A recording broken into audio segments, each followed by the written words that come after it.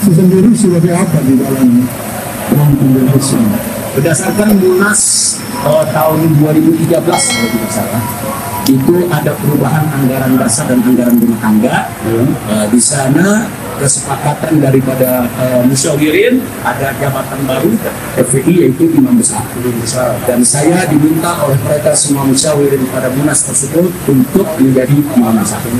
Jadi sejak saat itu baru ada jabatan imam besar di FPI, dan di bawah imam besar ada majelis syuro dan ada dewan tanfizi. Dewan tanfizi ini adalah ketuanya saudara Kiai Haji Ahmad Syaikhul. Oke. Kemudian apakah saudara saksi? Tadi sebutkan bahwa saudara diangkat menjadi imam besar sesuai kesepakatan dari musyawirin pada tahun sekitar 2013. Ya. Apa yang menjadi tugasnya tanggung jawab selaku imam besar FPI? Ya, selaku imam besar FPI adalah memberikan masukan, saran, nasihat kepada majelis syuro maupun ke dewan tanfizi, tanpa harus ikut campur dalam hal-hal yang sifatnya operasional atau teknis. Karena sifatnya operasional atau teknis itu adalah wewenang dewan tanfizi. Saya selaku imam besar di dalam mengontrol, mengawasi dewan tanfizi dibantu oleh majelis syuro. Jadi majelis syuro berisi para kiai, para ulama dari berbagai daerah membantu saya selaku imam besar untuk melakukan pengawasan, nasihat, usul, saran kepada dewan tanfizi. Tapi hal-hal yang menjadi keputusan operasional, teknis, kepengurusan sehari-hari itu semua dilakukan oleh dewan tanfizi. Oke, pertanyaan selanjutnya. Sebelum menjadi imam besar, saudara saksikan sejak, kalau tidak salah di sini, sejak tanggal 17 Agustus Sejak awal berdiri FPI. awal berdirinya FPI, saudara selaku apa? Saya selaku ketua umum. Selaku ketua umum. Sejak awal berdiri FPI tanggal 17 Agustus tahun 1998 saya menjabat sebagai ketua umum DPP FPI sampai tahun 2013.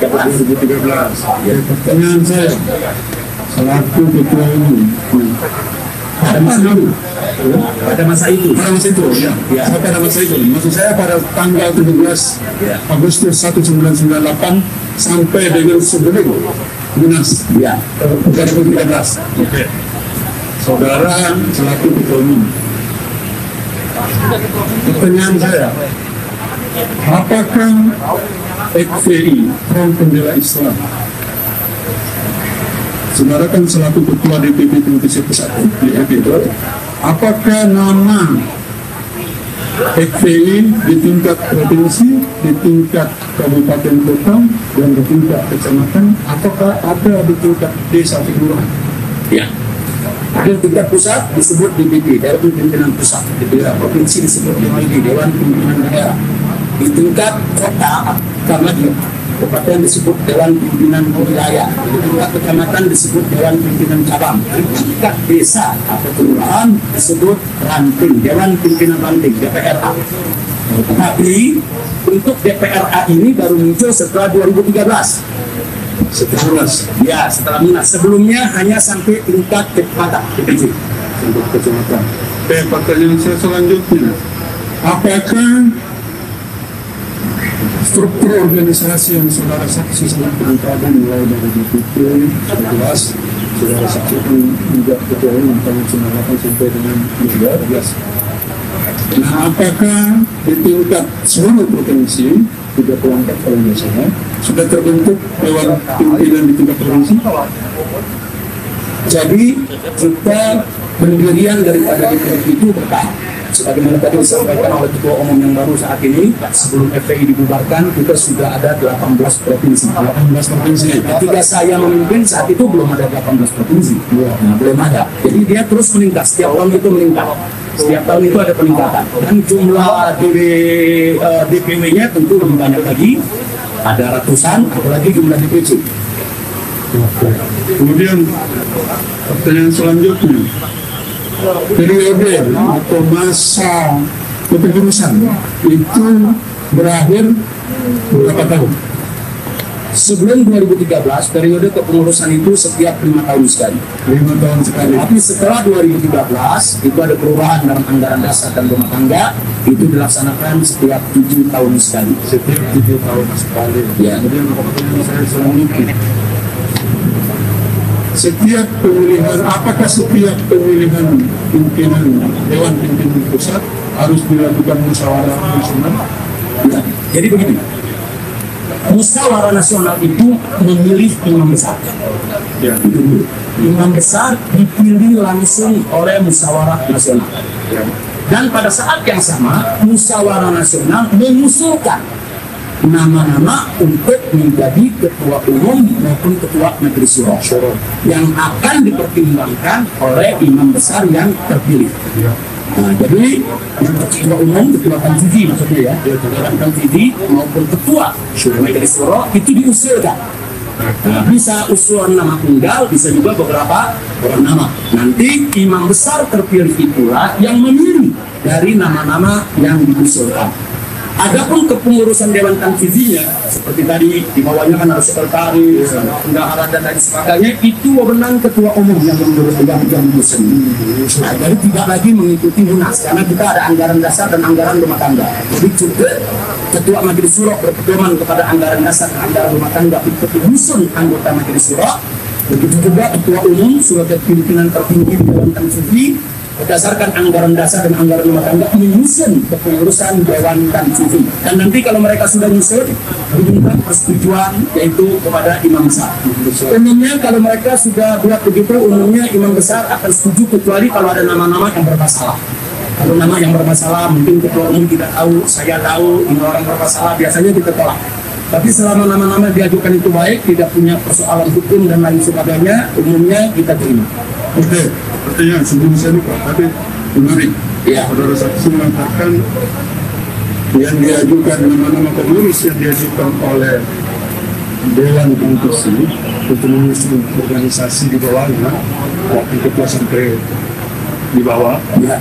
itu diajukan. Nggak sampai ke bawah sekali ya. Iya, maksud saya dari itu. Hanya pengurus inti. Iya, pengurus inti, maksud saya pengurus inti, saya pengurus inti. Maksud saya pengurus inti. Benar, kalau pengurus FPI ini sampai ke bawah ada ratusan. Iya, Nah, jadi nggak sampai ke bawah. Hanya pengurus inti di DPP. maksud saya dari DPP pengurus inti. Ya. Tadi saudara saksi menyebutkan diajukan oleh ketua umum, ya, dan atas persetujuan kecuali kalau ada terkait dengan masalah hukum.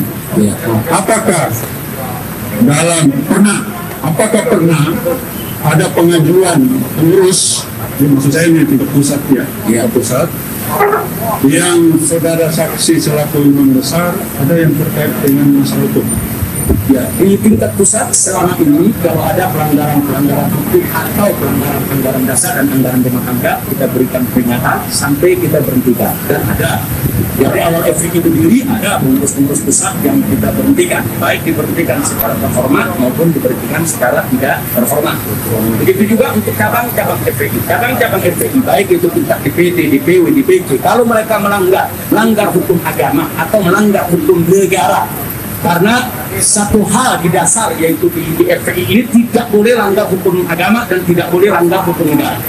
Jadi kalau ada cabang dimanapun, baik tingkat provinsi ataupun tingkat wilayah ataupun juga tingkat kecamatan yang melakukan pelanggaran, baik itu pelanggaran hukum agama ataupun hukum negara atau pelanggaran terhadap anggaran dasar dan anggaran rumah tangga, maka kita berikan peringatan. Ada yang dibuktikan dan ada yang kita bubarkan. Ya. Oke, pertanyaan saya selanjutnya tadi kan terkait dengan tanggal 17 Agustus 1998 adalah tanggal atau hari waktu lahirnya FPI. Betul. Apa yang menjadi visi misi, maksud saya pendirian awal ya, apa yang menjadi visi misi daripada Forum Pembela Islam di dalam anggaran dasar dan anggaran rumah tangga pada saat berdirinya dulu? Pada saat berdiri adalah visi misi FPI adalah menerapkan syariat Islam secara kafah di negara kesatuan Republik Indonesia yang berdasarkan Pancasila dan Undang-Undang Dasar 1945. Kemudian ada nggak terjadi perubahan anggaran dasar dan anggaran rumah tangga? Ya, tahun 2013 ada penambahan Saya anggap itu penambahan. Penambahannya adalah yaitu menerapkan syariat Islam.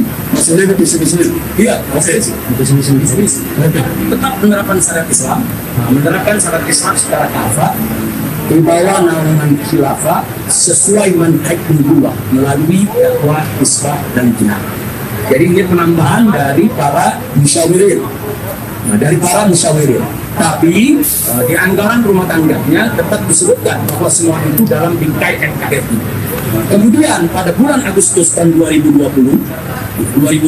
bulan Agustus, atas arahan Kementerian Dalam Negeri Republik Indonesia pada saat kami mengurus surat keterangan terdaftar supaya berkenaan dengan kesetiaan kepada NKRI ini tidak cukup hanya penjelasan saja di ART, tapi harus dimasukkan ke anggaran dasar dan harus dibuat surat pernyataan ikrar setia kepada NKRI, dan itu kita laksanakan.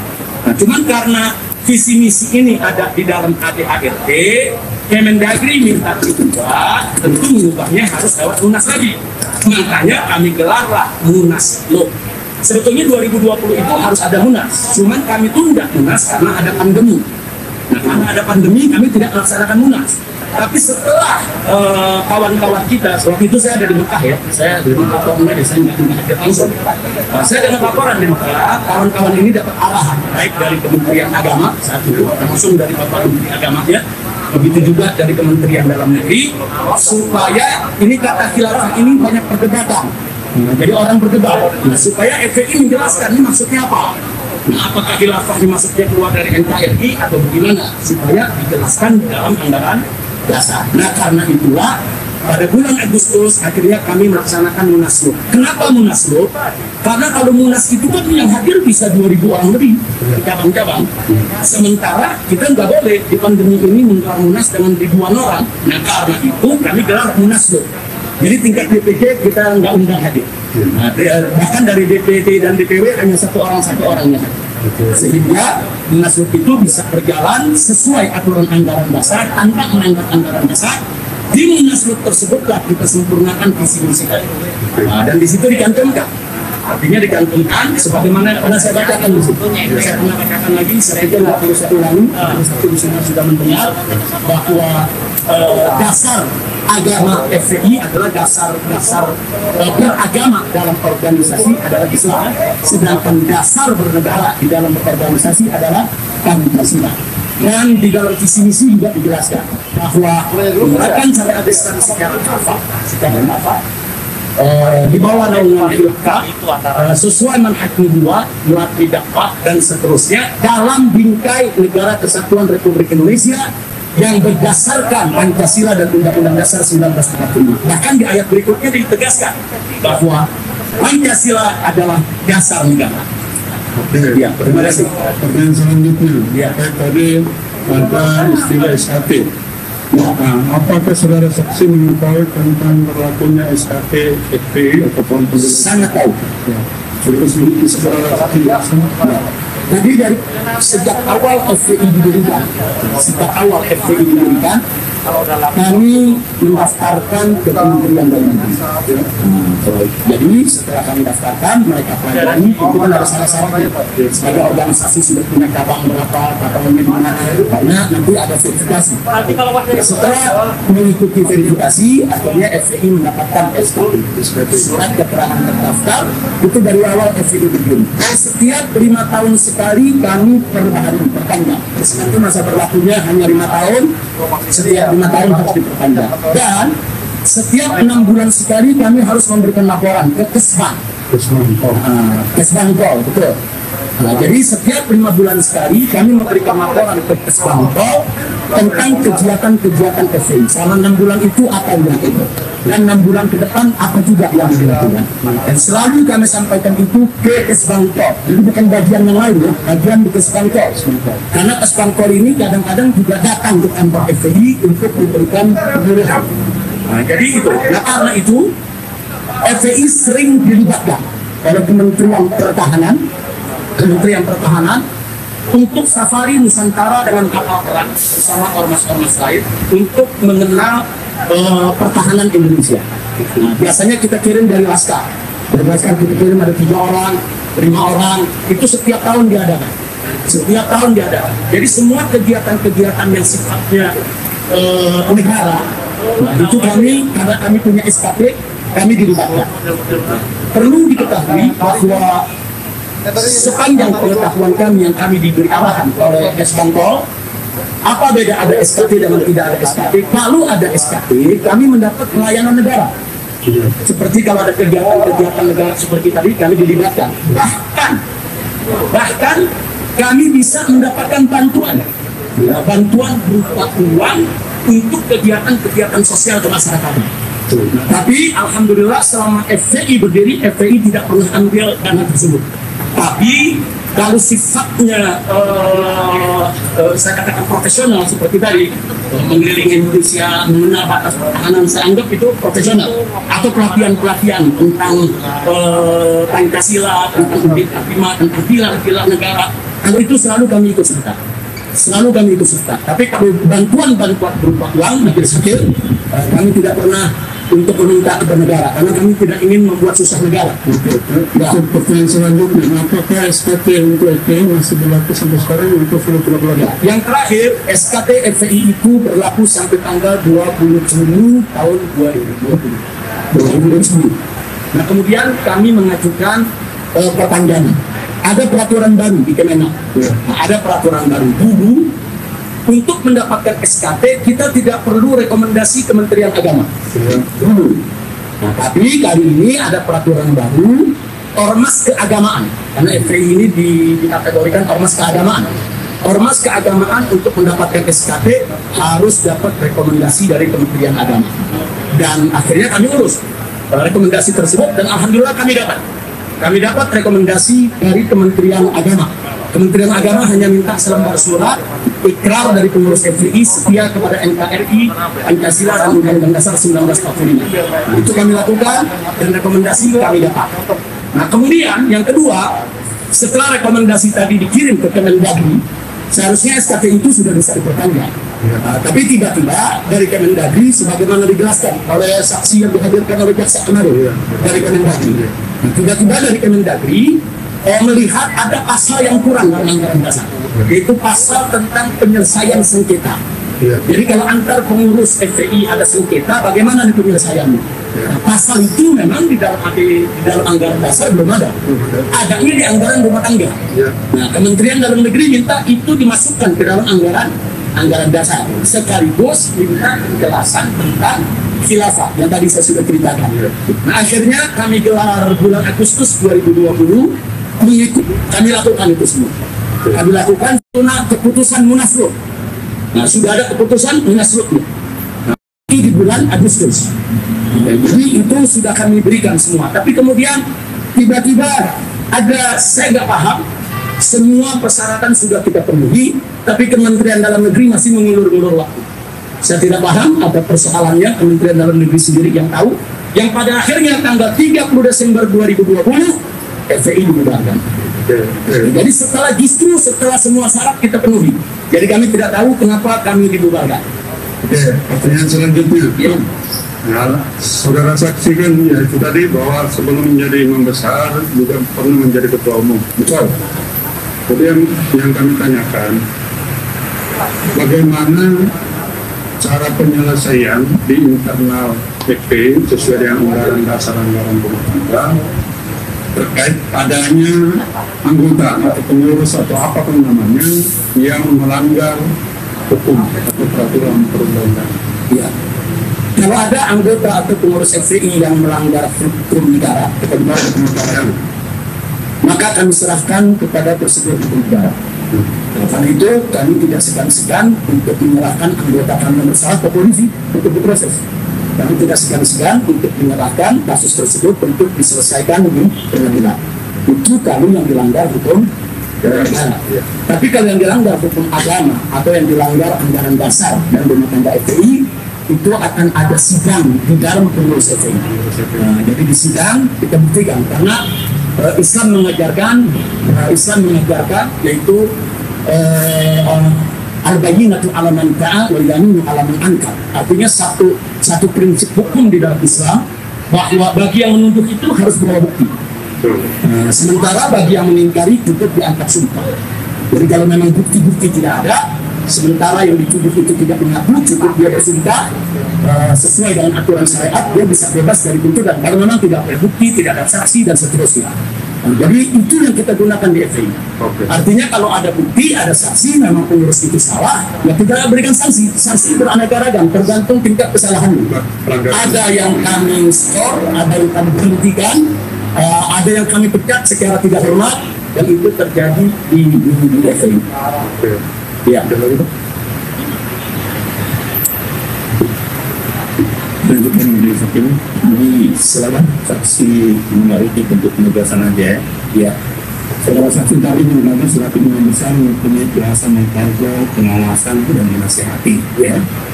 Yang notabene dalam masalah ini bahwa panitia ini adalah katakanlah menjadi pengurus atau anggota FPI ya.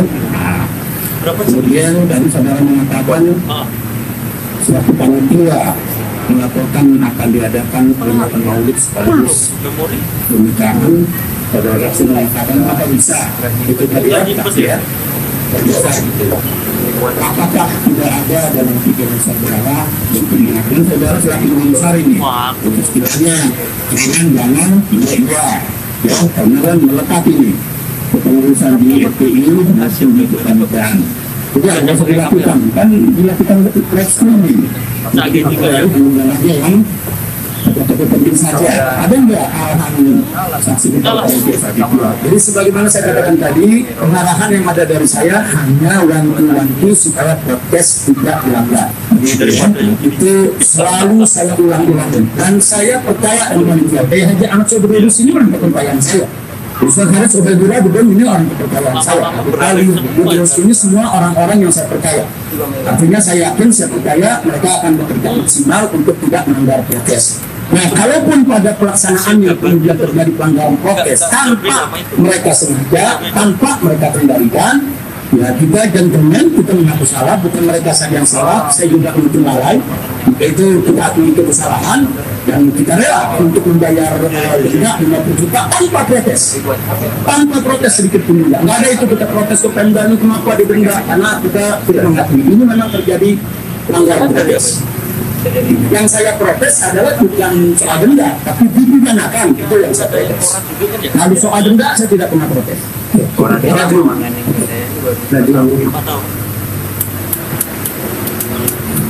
Saudara saksi, ya, sebelum dilakukan kegiatan ini dan pelaksanaan pernikahan, saudara kan sebelum Arab Saudi, selama kelas 10 saya di Arab Saudi, ya. Apakah untuk pelaksanaan maulid dan pernikahan itu dari saudara atau dari panitia? Sudah saya jawab tadi. Saya sudah ceritakan dari panjang lebar bahwa penjelasan juga dari panitia tadi. Ya. Itu dari panitia yang muncul sudah. Jadi ini memang usulan dari panitia yang saya setuju. Oke, ya. Komunikasi itu dari langsung ketua atau di antara 5 penting dari Kiai Haji Ahmad Soebul. Karena hierarki di dalam berorganisasi yang melapor ke imam besar itu adalah ketua umum, dan saya tidak berkomunikasi dengan yang lain, saya berkomunikasi dengan ketua umum. Baik, terima kasih. Kemudian adanya surat pemberitahuan dan sempat diminta saksi Maman ke hotel untuk membahas terkait kegiatan itu. Apakah ada saksi Maman memberitahu kepada saksi bahwa ada pemberitahuan dari kepolisian sebagaimana pertemuan mereka di hotel Santika itu? Apakah saksi tahu itu?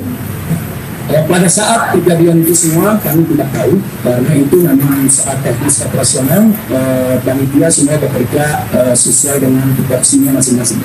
Tapi setelah kejadian, setelah selesai saya dapat laporan, setelah melihat dapat laporan yang seperti itu dan lain sebagainya.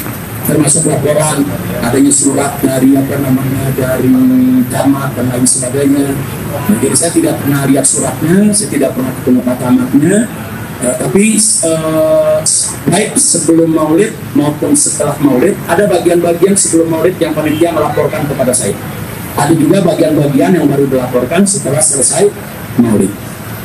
Saya pikir rinciannya saya lupa, harus satu persatu harus saya rincikan.